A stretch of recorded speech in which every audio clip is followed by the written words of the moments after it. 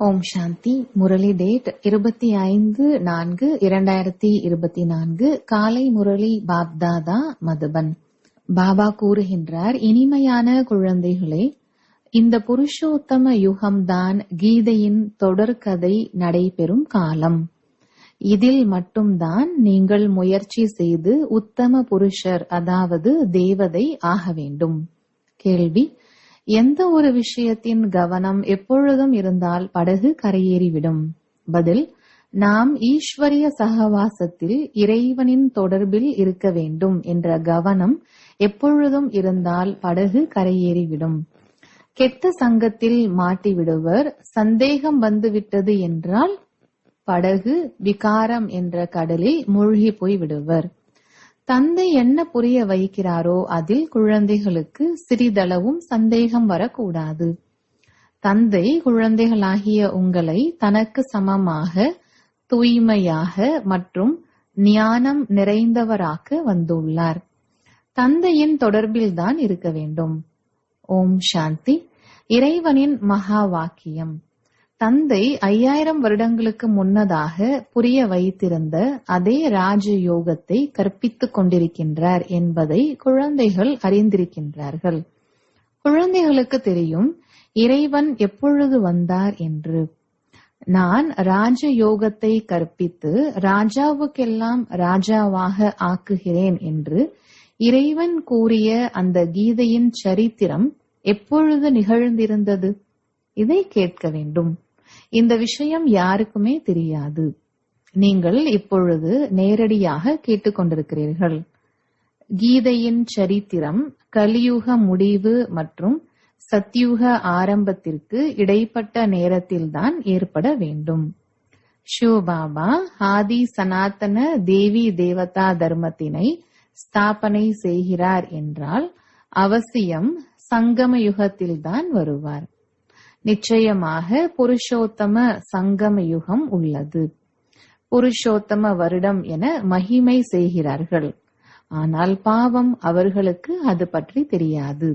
இனிமையிலும் இனிமையான குழந்தைகளாகிய உங்களுக்கு தெரியும், மிக உயர்ந்த புருஷராக ஆவதற்கு, மனிதனை மிக உயர்ந்த புருஷராக ஆவதற்காக தந்தை வந்து கற்பிக்கின்றார். மனிதர்கள் மிக உயர்ந்த உத்தம புருஷர்கள். உத்தம புருஷர்கள் இந்த தேவதைகள் ஆவார்கள். மனிதர்களை தேவதையாக சங்கமயுகத்தில் ஆக்கினார். தேவதைகள் அவசியம் சத்யுகத்தில் தான் இருப்பார்கள். மற்ற எல்லோரும் கலியுகத்தில் இருக்கிறார்கள். நாம் சங்கம் யுக பிராமணர்கள் ஆவோம் என்பதை குழந்தைகளாகிய நீங்கள் அறிந்துள்ளீர்கள். இதை மிக உறுதியாக நினைவு செய்ய வேண்டும். இல்லை என்றால் தங்களது குலம் ஒருபோதும் யாருக்கும் மறப்பதே இல்லை. ஆனால் இங்கு மாயை மறக்க செய்து விடுகிறது. நாம் பிராமண குலத்தினர் ஆவோம், பின்பு தேவதா குலத்தினர் ஆவோம். இது நினைவில் இருந்தது என்றால் அதிகமான மகிழ்ச்சி இருக்கும். நீங்கள் ராஜயோகம் கற்றுக்கொள்கின்றீர்கள். இப்பொழுது மீண்டும் இறைவன் கீதா ஞானம் கூறிக்கொண்டிருக்கின்றார் மற்றும் பாரதத்தின் பழமையான யோகமும் கற்பித்துக் கொண்டிருக்கின்றார் என்று புரிய வைக்கிறீர்கள். நாம் மனிதனிலிருந்து தேவதை ஆகிக் கொண்டிருக்கின்றோம். காமம் மகா எதிரியாகும். இதன் மீது வெற்றி அடைவதால் நீங்கள் உலகை வென்றவர் ஆகின்றீர்கள் என்று தந்தை கூறியுள்ளார். தூய்மை பற்றி எவ்வளவு வாதாடுகிறார்கள். மனிதர்களுக்கோ விகாரம் என்பது ஒரு கஜானா போல் உள்ளது. லௌகீக தந்தையிடமிருந்து இந்த சொத்து கிடைத்துள்ளது. பாலகன் ஆன உடனேயே முதலில் தந்தையின் இந்த ஆஸ்தி கிடைக்கிறது. திருமணம் என்ற சீரழிவை செய்வித்து விடுகிறார்கள். ஆனால் எல்லையில்லாத தந்தை காமம் மகா எதிரி ஆகும் என்று கூறுகின்றார். எனவே அவசியம் காமத்தை வெல்வதால் தான் உலகத்தை வென்றவர் ஆவீர்கள். தந்தை சங்கம் யுகத்தில்தான் வந்திருக்க கூடும். மிக பெரிய மகாபாரத யுத்தம் கூட உள்ளது. நாமும் அவசியம் இங்கு இருக்கிறோம். எல்லோரும் சட்டென்று உடனே காமத்தின் மீது வெற்றி அடைந்து விடுகிறார்கள் என்பதும் அல்ல. ஒவ்வொரு விஷயத்திலும் நேரம் பிடிக்கிறது. முக்கியமான விஷயம், குழந்தைகள் பாபா நாங்கள் விகார கடலில் விழுந்து விட்டோம் என்பதையே எழுதுகிறார்கள். எனவே அவசியம் ஏதோ சட்டம் உள்ளது. தந்தையின் கட்டளையாவது காமத்தை வெல்வதால் நீங்கள் உலகத்தை வென்றவர் ஆவீர்கள். அப்படியின்றி உலகத்தை வென்றவர் பின் விகாரத்தில் சென்று கொண்டிருப்பார்கள் என்பது அல்ல. இந்த லக்ஷ்மி நாராயணரே உலகத்தை வென்றவர்கள் ஆவார்கள். இவர்கள்தான் சம்பூர்ண நிர்விகாரி என்று கூறுகிறார்கள். அவர்களது உலகத்தை நீங்கள் ராமராஜ்யம் என்று கூறுகிறீர்கள். அது விகாரமற்ற உலகம். இது விகாரம் நிறைந்த உலகம். தூய்மையற்ற குடும்ப ஆசிரமம் ஆகும். நீங்கள் தூய்மையான குடும்பத்தில் இருந்து கொண்டு ஆசிரமத்தில் இருப்பவர்கள் போல் வாழ்ந்தீர்கள் என்று பாபா புரிய வைக்கின்றார். இப்பொழுது 84 பிறவிகள் எடுத்து எடுத்து தூய்மையற்றவர்களாக ஆகிவிட்டீர்கள். இது 84 பிறவிகளினுடைய கதையாகும். புது உலகம் நிச்சயமாக விகாரமற்ற உலகமாக இருக்க வேண்டும். இதை தூய்மையின் கடலான பகவானே ஸ்தாபனை செய்கின்றார். பின் ராவண ராஜ்யமும் வர வேண்டும். பெயரே ராமராஜ்யம் மற்றும் ராவண ராஜ்யம். ராவண ராஜ்யம் என்றாலே அசுர ராஜ்யம். இப்பொழுது நீங்கள் அசுர ராஜ்யத்தில் அமர்ந்துள்ளீர்கள். லக்ஷ்மி நாராயணர் தான் தெய்வீக ராஜ்யத்தின் அடையாளம். குழந்தைகளாகிய நீங்கள் அதிகாலை சுற்றி வருகிறீர்கள். அதிகாலை என்று விடியல் காலைக்கு சொல்லப்படுகின்றது. ஆனால் அதிகாலையில் மனிதர்கள் உறங்கிக் கொண்டிருக்கின்றார்கள். எனவே சற்று தாமதமாக துவங்குகிறீர்கள். கண்காட்சியுடன் அருகில் சென்டர் இருந்தால்தான் நன்றாக இருக்கும். அங்கு வந்து அவர்கள் காமம் மிக பெரிய எதிரி என்று புரிந்து கொள்ள வேண்டும். இதன் மீது வெற்றி அடைவதால் உலகை வென்றவர் ஆவீர்கள். லக்ஷ்மி நாராயணரின் படமும் அவசியம் இருக்க வேண்டும். அது டிரான்ஸ்லைட்டில் செய்திருக்க வேண்டும். இவற்றை ஒரு பொழுதும் மறக்க கூடாது. ஒன்று இந்த படம், மற்றொன்று ஏணிப்படியின் படம்.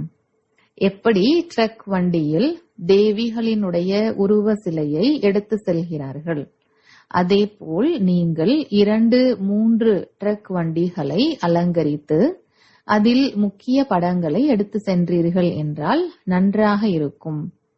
நாளுக்கு நாள் படங்களின் எண்ணிக்கை கூட அதிகமாகிக் கொண்டே இருக்கும். உங்களுடைய ஞானம் விரிவடைந்து கொண்டே இருக்கும். குழந்தைகளினுடைய எண்ணிக்கையும் அதிகமாகிக் கொண்டே போகும். ஏழை பணக்காரர்கள் எல்லோரும் வந்து விடுகிறார்கள். சிவபாபாவின் களஞ்சியம் நிரம்பிக் கொண்டே போகும்.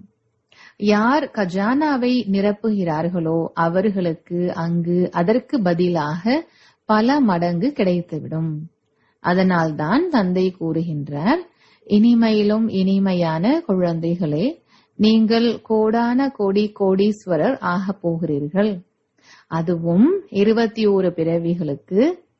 நீங்கள் 21 பரம்பரைக்கு உலகின் எஜமானர் ஆகிவிடுவீர்கள் என்று சுயம் பாபா கூறுகின்றார். நான் நேரடியாக வந்துள்ளேன்.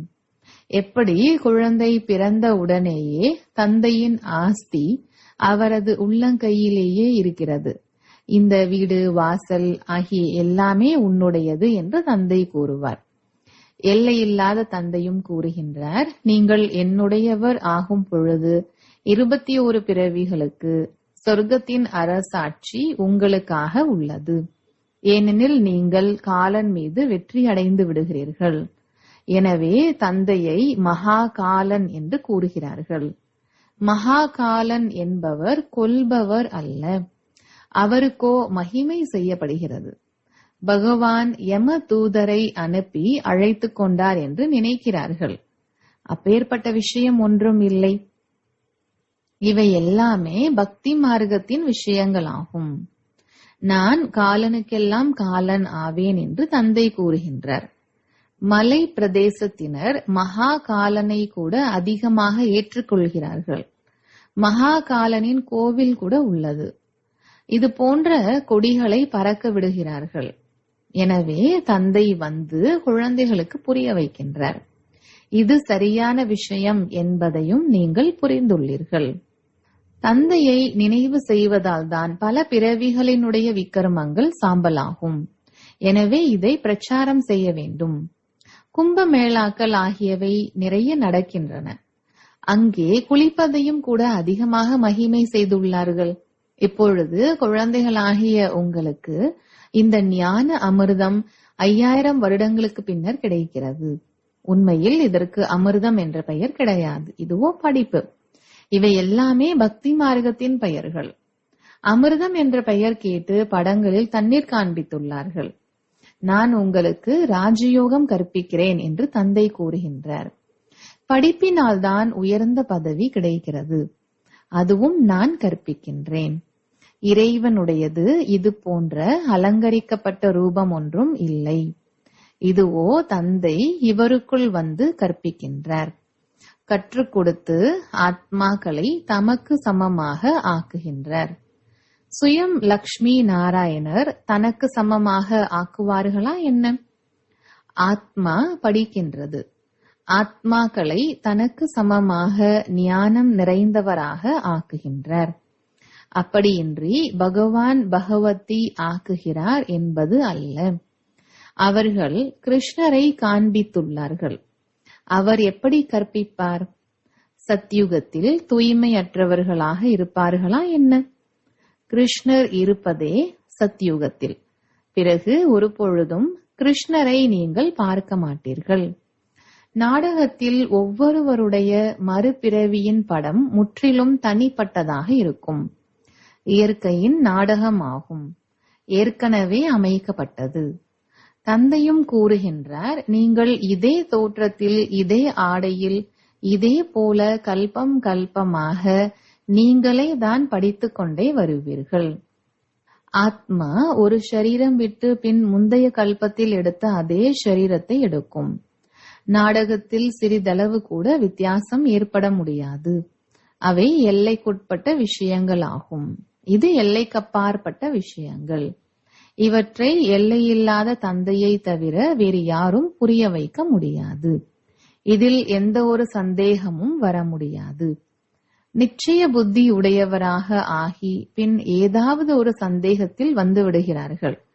கெட்ட தொடர்பு வந்துவிடுகிறது. ஈஸ்வரிய தொடர்பில் இருந்து கொண்டே இருந்தால் கடந்து சென்று விடலாம்.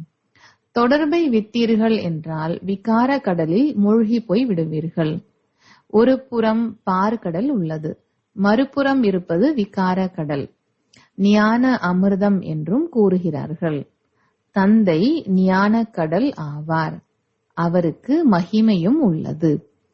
அவருக்கு என்ன மகிமை உள்ளதோ அதை லக்ஷ்மி நாராயணருக்கு கொடுக்க முடியாது. கிருஷ்ணர் ஒன்றும் ஞான கடல் அல்ல. தந்தை தூய்மையின் கடல் ஆவார்.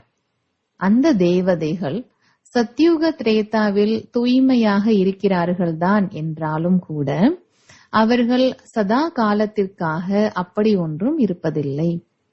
அரை கல்பத்திற்கு பின் விழுந்து விடுகிறார்கள். தந்தை கூறுகின்றார், நான் வந்து அனைவருக்கும் சத்கதி கொடுக்கின்றேன். சத்கதி தாத்தா நான் ஒருவன் ஆவேன். நீங்கள் சத்கதியில் சென்ற பின் இந்த விஷயங்களே இருக்காது. இப்பொழுது குழந்தைகளாகிய நீங்கள் முன்னால் அமர்ந்துள்ளீர்கள். நீங்களும் ஷிவ பாபாவிடம் படித்து டீச்சர் ஆகி உள்ளீர்கள். முக்கிய பிரின்சிபால், கல்லூரி முதல்வர் அவர் ஆவார். நீங்கள் வருவதும் அவரிடம்தான். நாங்கள் ஷிவ பாபாவிடம் வருகிறோம் என்று கூறுகிறீர்கள். அடே, அவரோ நிராகாரர். ஆம், அவர் இவரது ஷரீரத்தில் வருகின்றார். எனவே பாப் தாதாவிடம் செல்கின்றோம் என்று கூறுகிறீர்கள். இந்த பாபா அவரது ரதம். அதன் மீது பாபாவுடைய சவாரி உள்ளது. ரதம், குதிரை, அஸ்வம் என்றும் கூறுகிறார்கள். இது பற்றியும் ஒரு கதை உள்ளது. தட்ச பிரஜாபிதா வேள்வி நடத்தினார் என்று கதை எழுதி வைத்துள்ளார்கள். ஆனால் அப்படி ஒன்றும் இல்லை. சிவ பகவானின் மகா வாக்கியம், பாரதத்தில் தர்மத்திற்கு களங்கம் என்பது அளவுக்கு மீறி ஏற்படும் சமயத்தில் நான் வருகின்றேன். கீதாவாதிகள் யதா யதாஹி என்று கூறுகிறார்கள் தான். ஆனால் அவர்களுக்கு அதன் பொருள் தெரியவில்லை. இது உங்களுடைய மிக சிறிய செடி அல்லவா? பின் இது அஸ்திவாரம் கூட ஆகும். இத்தனை அநேக தர்மங்களுக்கு இடையில் ஒரு ஆதி சனாதன தேவி தேவதா தர்மத்தின் நாற்று நடுகின்றார். எவ்வளவு முயற்சி செய்ய வேண்டியுள்ளது? மற்றவர்களுக்கு முயற்சி செய்ய வேண்டியதில்லை. அவர்கள் மேலிருந்து வந்து கொண்டே இருப்பார்கள். அங்கே யாரெல்லாம் சத்யுகம் திரேதாவில் வரப்போகிறவர்களோ அந்த ஆத்மாக்கள் படிக்கின்றார்கள். யாரெல்லாம் தூய்மையற்றவர்களோ அவர்களை தூய்மையான தேவதையாக ஆக்குவதற்காக தந்தை வந்து படிப்பிக்கின்றார். கீதையோ இவரும் படித்துக் கொண்டிருந்தார். எப்படி இப்பொழுது ஆத்மாக்களுக்கு பாவங்கள் நீங்கிவிடும் வகையில் நினைவு செய்து திருஷ்டி கொடுக்கப்படுகின்றது. பக்தி மார்க்கத்தில் கீதைக்கு முன்னால் தண்ணீர் வைத்து அமர்ந்து படிக்கின்றார்கள். பித்ருக்களுக்கு குடும்பத்தில் இறந்து போன முன்னோர் முன்னேற்றம் ஆகும் என்று நினைக்கிறார்கள். எனவே பித்ருக்களை நினைவு செய்கிறார்கள். பக்தியில் கீதைக்கு அதிகமான மதிப்பு வைத்திருந்தார். அடே, பாபா என்ன குறைந்த பக்தராக இருந்தாரா என்ன? ராமாயணம் எல்லாமே படித்துக் கொண்டிருந்தார். அதிகமாக மகிழ்ச்சியில் இருந்தார். அது எல்லாமே நடந்து முடிந்து விட்டது. இப்பொழுது தந்தை கூறுகின்றார், நடந்து முடிந்து விட்டதை மனதில் இருத்தி வைக்காதீர்கள். புத்தியிலிருந்து எல்லாவற்றையும் நீக்கிவிடுங்கள். பாபா ஸ்தாபனை, விநாசம் மற்றும் ராஜதானி போன்றவற்றை காட்சியாக காண்பித்தார். எனவே அது உறுதிப்பட்டு விட்டது. இவை எல்லாமே அழிய போகின்றன என்பது தெரியாமல் இருந்தது. மீண்டும் இவையெல்லாம் நடக்கும். தாமதம் உள்ளதா என்ன? நான் போய் ராஜா ஆகிவிடுவேன் என்று பாபா நினைத்தார். பாபா என்னவெல்லாம் நினைத்து கொண்டிருந்தார் என்றே தெரியாது. பாபாவின் பிரவேசம் எப்படி ஆனது என்பதை குழந்தைகளாகிய நீங்கள் அறிந்துள்ளீர்கள். இந்த விஷயங்கள் மனிதர்களுக்கு தெரியாது. பிரம்மா, விஷ்ணு, சங்கரர் என்ற பெயர்களையோ கூறுகிறார்கள். ஆனால் இந்த மூவர்களில் பகவான் யாருக்குள் பிரவேசம் செய்கிறார்? அர்த்தம் தெரியாமல் உள்ளார்கள். அந்த மனிதர்கள் விஷ்ணுவின் பெயரை சொல்கிறார்கள். இப்பொழுது அவரோ தேவதை ஆவார். அவர் எப்படி கற்பிப்பார்? பாபா அவரே வந்து கூறுகின்றார், நான் இவருக்குள் பிரவேசம் செய்கின்றேன். எனவே பிரம்மா மூலமாக ஸ்தாபனை என்று காண்பித்துள்ளார்கள். அது பாலனை மற்றும் விநாசம். இது மிகவும் புரிந்து கொள்ள வேண்டிய விஷயங்களாகும். பகவான் கூறுகின்றார், நான் உங்களுக்கு ராஜயோகம் கற்பிக்கின்றேன். அந்த பகவான் எப்பொழுது வந்து ராஜயோகம் கற்பித்தார், ராஜ்ய பதவியை கொடுத்தார் என்பதை நீங்கள் இப்பொழுது புரிந்துள்ளீர்கள். 84 பிறவிகளின் ரகசியத்தை கூட புரிய வைத்துள்ளார். முழு உலகம் விரும்புகிறது, உலகில் அமைதியின் ராஜ்யம் தேவை. இந்த லக்ஷ்மி நாராயணருடையதாக இருந்தது அல்லவா? லக்ஷ்மி நாராயணரின் ராஜ்யம் இருக்கும் பொழுது மற்ற எல்லோரும் சாந்தி தாமத்தில் இருந்தார்கள். இப்பொழுது நாம் ஸ்ரீமத் படி இந்த காரியம் செய்து கொண்டிருக்கின்றோம். அநேக முறை செய்திருந்தோம் மற்றும் செய்து கொண்டே இருப்போம். கோடியில் ஒருவர்தான் வெளிப்படுவார் என்பதையும் அறிந்துள்ளீர்கள். தேவி தேவதா தர்மத்தினருக்குத்தான் மனதை தொடும். பாரதத்தின் விஷயம்தான் ஆகும். இந்த குலத்தை சேர்ந்தவர்கள் வெளிப்பட்டு கொண்டிருக்கிறார்கள் மற்றும் வெளிப்பட்டு கொண்டே இருப்பார்கள். எப்படி நீங்கள் வெளிப்பட்டீர்களோ அதே போல வேறு பிரஜைகளும் உருவாகி கொண்டே செல்வார்கள். நன்றாக படிப்பவர்கள் நல்ல பதவி அடைவார்கள். ஞானம் யோகமே முக்கியமானது. யோகத்திற்கும் ஞானம் வேண்டும். பின்பு பவர் ஹவுஸ் கலங்கரை விளக்கம் உடன் யோகமும் வேண்டும். யோகத்தினால்தான் விக்ரமங்கள் விநாசமாகும் மற்றும் ஆரோக்கியம் செல்வம் நிறைந்தவர் ஆவீர்கள். பாஸ்வித் ஆனராகவும் ஆவீர்கள். நல்லது. இனிமையிலும் இனிமையான காணாமல் போய் கண்டெடுக்கப்பட்ட செல்லமான குழந்தைகளுக்கு தாயும் தந்தையும் ஆகிய பாப் தாதாவின் அன்பு நினைவுகள் மற்றும் காலை வணக்கம். ஆன்மீக குழந்தைகளுக்கு ஆன்மீக தந்தையின் நமஸ்காரம். தாரணைக்கான முக்கிய சாரம். முதலாவது, நடந்து முடிந்து விட்டவை பற்றி சிந்தனை செய்யக்கூடாது. இதுவரையும் படித்ததை மறக்க வேண்டும். ஒரு தந்தை கூறுவதை கேட்க வேண்டும் மற்றும் தங்களது பிராமண குலத்தை எப்பொழுதும் நினைவில் வைத்துக் கொள்ள வேண்டும். இரண்டாவது, முழுமையாக நிச்சய புத்தி உடையவராக ஆக வேண்டும். எந்த விஷயத்திலும் சந்தேகம் வரக்கூடாது. ஈஸ்வரிய தொடர்பு மற்றும் படிப்பை ஒருபோதும் விடக்கூடாது. வரதானம்: ஆன்மீக நாயகனின் ஈர்ப்பினால் ஈர்க்கப்பட்டு கடின உழைப்பில் இருந்து விடுபடக்கூடிய ஆன்மீக நாயகிகள் ஆகுங்கள். நாயகன் தனது தொலைந்து போன நாயகிகளை பார்த்து மகிழ்ச்சி அடைகின்றார். ஆன்மீக ஈர்ப்பினால் ஈர்க்கப்பட்டு தனது உண்மையான நாயகனை புரிந்து கொண்டு அவரை அடைந்து சரியான இடத்திற்கு வந்துவிட்டீர்கள். இவ்வாறான அன்பான தோழிகள் இந்த அன்பான எல்லைக்குள் வந்ததால் அநேக விதமான கடின உழைப்பிலிருந்து விடுபடுகின்றீர்கள். ஏனெனில் இங்கு ஞான கடலின் அன்பின் அலைகள், சக்தியின் அலைகளானது சதா காலத்திற்கும் புத்துணர்வு தருகின்றது. இது மனோரஞ்சனமான சந்திப்பிற்கான விசேஷமான இடமாகும். இதனை நாயகிகளான உங்களுக்காக நாயகன் சிவபாபா உருவாக்கியுள்ளார். ஸ்லோகன்: ஏகாந்தவாசியாக ஆவதன் கூடவே ஏக்நாமி ஒருவரை சார்ந்தவராக மற்றும் எக்கனாமி சிக்கனமானவராக ஆகுங்கள். நல்லது. ஓம் சாந்தி.